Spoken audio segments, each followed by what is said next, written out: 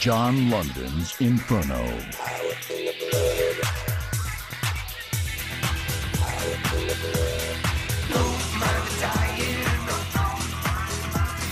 When I call it coming, we'll be ready for war. 'Cause there is power in the blood, justice in the soul. When I call it comes, we'll be ready for war. Raise my sword upright to the bright and shining light, stained crimson red with the blood of the unredeemed. And I cut them limb from limb, and I dash all their kith and kin. You know their bodies I will bury in the deep, because there's power in the blood. There's power in the blood. There's power in the blood. Power in the blood, justice in the soul. When that call comes, we'll be ready for war. Power in the blood, justice in the soul. When that call comes, we'll be ready for war. Here's John London.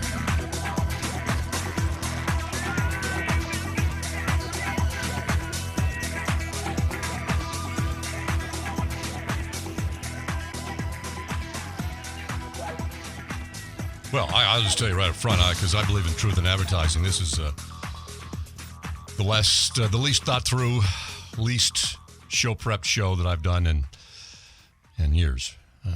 No, in a year. Okay, in a week. But just because we got to do this trip to San Francisco, I spent 2 hours on this show. That's about a fifth of what I normally do, and it's going to suck. And if I were you, I'd get out early. I'd go right now. If you were smart, I would get out. If you're still here and it starts sucking, it's on you. I told you to get out because it's going to suck. I was killing a bug the other day.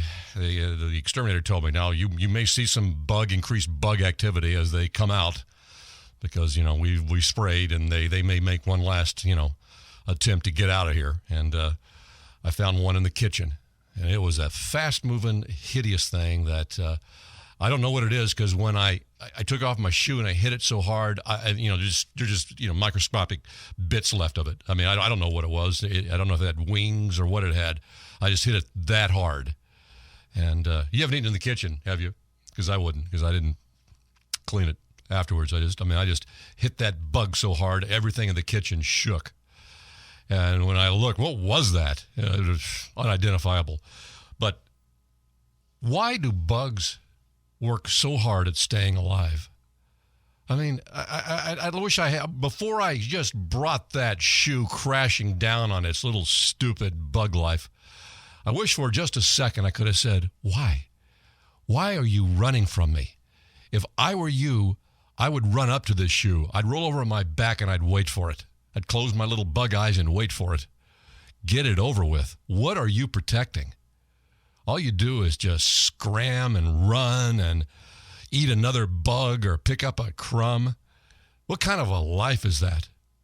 What is this? Where did you get this drive to stay alive? What is your goal? What are you hoping to accomplish? What are you looking forward to? I mean, it just has to be the bleakest existence. Yet there he is. He's doing everything he can think of in his little stupid bug mind. And I'll outthink him, folks. They'll get me every now and then. But at the end of the day, I'll outthink them. Okay, and I'll get them. Even if I have to bring in a professional because I lost track of them, I'll still get them. And that's getting them. Even if I have to pay another man to come in and do it, that's still getting them. But I just don't understand it. I just don't understand it. They have more will to live than I do. I mean, I'm not suicidal or anything like that or depressed or anything. By the way, I was reading an article about how to deal with a loved one's depression, and I'm going to spare you that. Let me just tell you how I've always dealt with it. Just take your knuckles and rap on their forehead. Hey, wake up. Knock it off. Let's go. Or snap your fingers right by the ear. Hey, snap out of it. Let's go. Anyway, back to the bug. I mean, it had more will to live than I did. And it was a stupid bug. I wonder if a bug has ever committed suicide. They're probably too stupid to commit suicide. Because if a bug ever became smart, one of those quantum leaps that evolutionists say happens from time to time, the mutant that just has it right just gets tremendously smarter, some bug, he's going to commit suicide because he's going to look around and go, what a low-level schmo I am. Look at me. Here I am in this kitchen, scared to death that the light's going to come on, and when it does, I'll go scurry into some other hideous crack or crevice, eat something that I don't even know what it's from, and just eat it. Probably won't even breed in my stupid, miserable, short lifespan. If I had wings, I would look for the first fan and just fly right into it. I don't understand bugs, and I don't like them. I don't think I need to understand them. I just want them dead. I just want them dead. And we'll end it right there. This is odd to me. Sandra Day O'Connor, former Supreme Court Justice, her husband has Alzheimer's disease, and he's in an Alzheimer's disease residence hospital place where you put him, a warehouse for, I'm sure it's a real nice one in Phoenix. Well, he's fallen in love with somebody there. He forgot he was married, and he's fallen in love with somebody else at the Alzheimer's hospital, hotel, whatever you want to call it. And she's very happy. She's not like, he forgot he was married. And, anything that brings him happiness. That's true love, by the way. That's true love on her part. He's happy. I'm not going to feel bad. I'm not going to be angry or miffed. She loves him so much, she's glad he's happy. So, but isn't that odd? He forgot he was married. Man, oh man, I wish I could have had that excuse. Honey, I have Alzheimer's. Yeah, there was a stripper in my room when you called. I have Alzheimer's. Did you forget that? That was kind of funny. Did you forget that I have Alzheimer's? Yeah, I forgot I was married. I had the stripper come over. I didn't know. As soon as you called, I remembered. That was the first time I thought about it all day. You can't blame me for that. But I didn't have that excuse.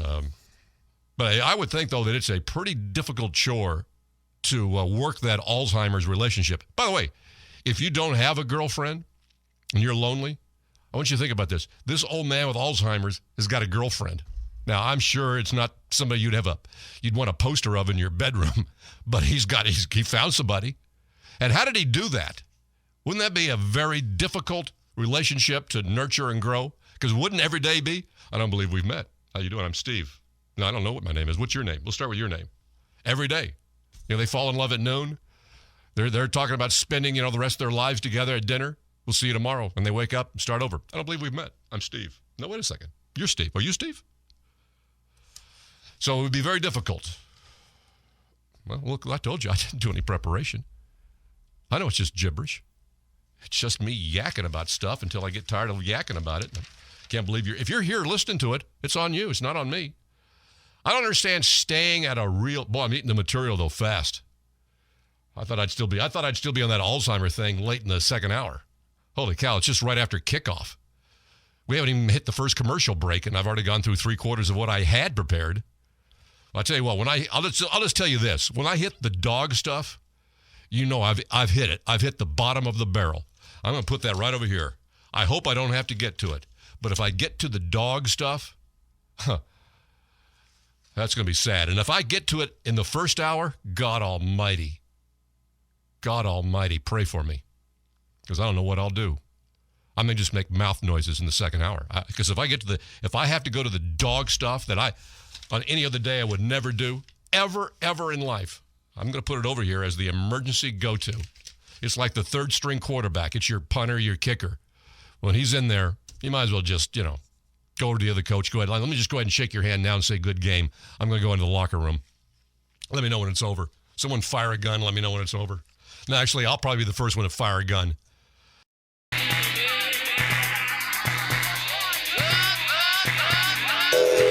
John London's Inferno.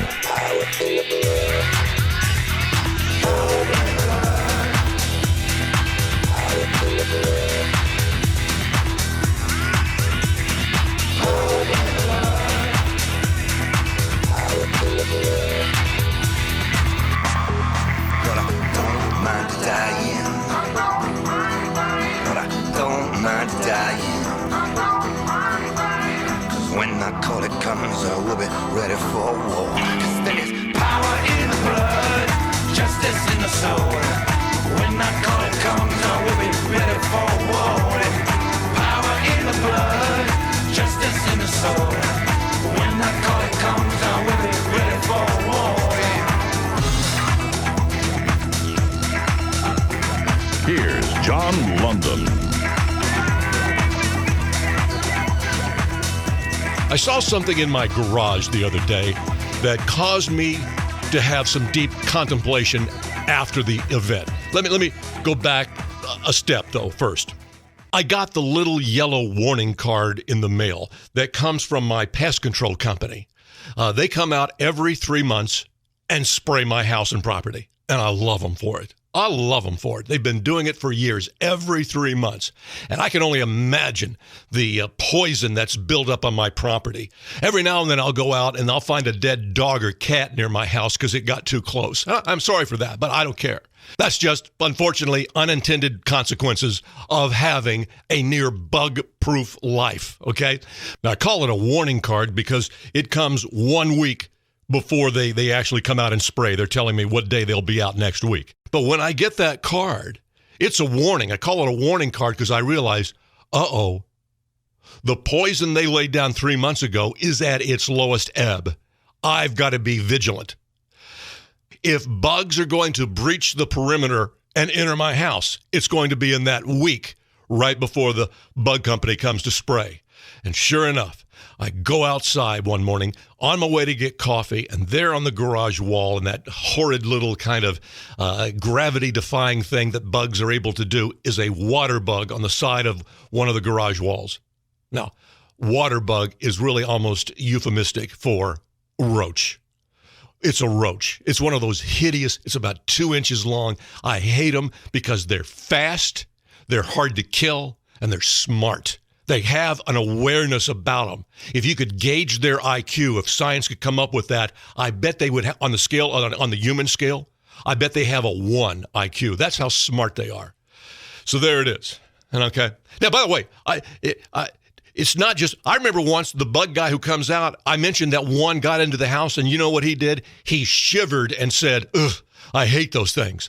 A guy that kills bugs for a living has that kind of fear, respect, and awe about the water bug, the roach that is in Austin, Texas. Anyway, I realized, if I walk over and think that I'm going to take my shoe and smash it onto the wall, one of two things is going to happen. A, I won't. And I'll just leave a big old nasty shoe print on the side of my wall. Or two, I'll get lucky beyond lucky and actually kill it, therein smashing it up against the wall, forcing me to have to go clean it off. I don't want to do either of those things. And so I look, and there's a broom. There's a broom. And in my mind, I see myself in kind of a hockey stick fashion of just slamming that roach out in one giant sweep with the broom, just fling it out of the garage onto the driveway. And then it'll be out of my, perimeter. Now, normally when I have those kind of thoughts, later I think, what was I thinking? Because when I have that visual thought of me doing something that wonderful, normally then I would do it and the roach would end up in my hair, okay? Some horrible thing like that. This time, it worked. It was magnificent. If Wayne Gretzky had been in my garage, he would have applauded.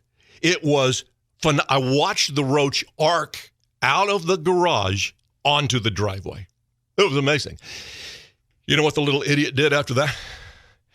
Yeah, it ran back into my garage and hid in the far corner. Isn't that amazing? It just got catapulted out of San Quentin, and it runs right back into the gas chamber. It's amazing. Now, that angered me. Now I am mad. And I'm not going to go over there and stab at it with the broom and that nonsense. I go to DEFCON 1, and I go right inside the house and get the Raid. Now, I buy the Raid that's designed for wasps and bees. If you're stupid enough to stand 15 feet back from a wasp nest, this thing will reach it. I like to watch the trajectory of the death spray. It's fun. And to be that far back from the bug is also a safety benefit, okay? So I launch about a third of the can into the corner of the garage, okay? If a chemist from Raid who helped design this spray were to watch me, he would be aghast, if that's still a word anybody uses. Because if he were going to kill a bug, he'd walk up to it and it would be like this. Psst, psst. That'd be enough. He'd go, that's enough. It'll be dead in about 15, 20 seconds. I, on the other hand, I just lay down on that little nozzle and I just press, and I could actually feel the can getting lighter in my hand as I sprayed death into that corner. Sure enough, the idiot comes running out. Guess what he does? He runs at me. Now, I don't think he's being bold or brazen. He's just being stupid. He can't figure out the trajectory of the death that's raining down on him, and he accidentally runs toward it. Now, I'm going to be honest with you. I backed up a step, about a half a step. I didn't drop the can and scream like a little girl and run into the house, but I did. I backed up about a half a step, but I kept spraying. And the idiot realized, okay, I'm going in the wrong way. He quickly makes a right-hand turn under my car. But by the time he does that, he has literally taken so much insecticide, he is foamed up. It almost looks like a snowball running under my car. And I'm not going to spray my car. I don't want to get it anywhere near that. I don't want to smell it, okay? So I know he's gone. I'm fine with that. And I get into the car quickly. Okay, because when I open and close the door, that's his one. If there's any way possible for him to get into the car, it's then. So I get in real quickly and I pull out of the garage. When I'm out of the garage, I look on the garage floor and I see this splotch. I get out of the car, I walk over, and I'll be darned, I had run over it.